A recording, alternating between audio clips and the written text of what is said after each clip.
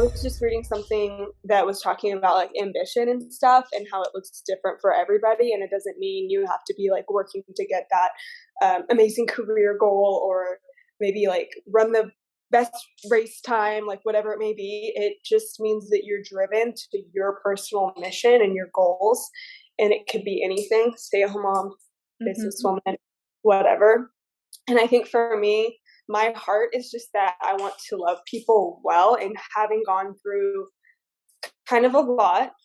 I don't like to say that because it always sounds like I'm like pitting myself or like people have gone through much worse, but you know what I mean? Like there have been certain things that I've experienced that uniquely shaped me into who I am today. And I think that if I can just take that pain and turn it into a purpose, that would be.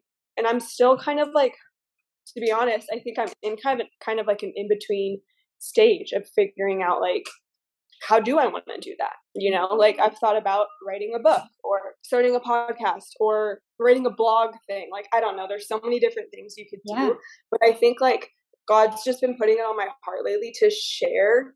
And I think the point of that would be to connect, right? Like, what's the point of sharing if it doesn't reach anyone? Like, the point for me would be to connect, to be relatable, and to be able to say like, I see you in your pain, I get it, I've been there, and there's hope. And if I can do that, whether it's to my kids or, you know, starting a daycare, writing a blog, whatever it may be, or just the people in my life, like that's all I care about, is sharing the good news of Jesus with my community, with my people. And then if it's like bigger than that, great, you know? Yeah.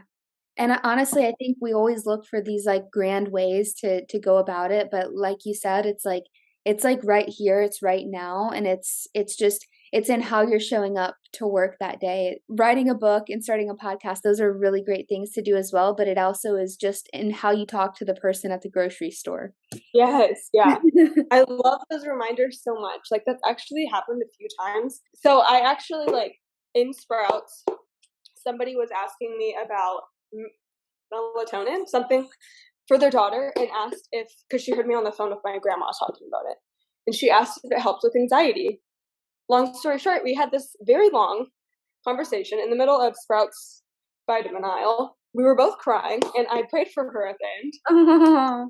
I wasn't necessarily a believer, but just the fact that I saw an opportunity to speak truth into her life, and I did it. And then it ended up being such a blessing, not just to her, but to me. Like, I walked away being like, wow, God, like, the Lord wants to use us. You just have to be willing. Like, if we act out in obedience to the Lord, like, there's so much that we could do if we would just obey. And I'm stuck in that right now. Like, when you feel callings on your heart, that's the Lord putting that on your heart. And really, it's like disobedience to continue to ignore that out of fear.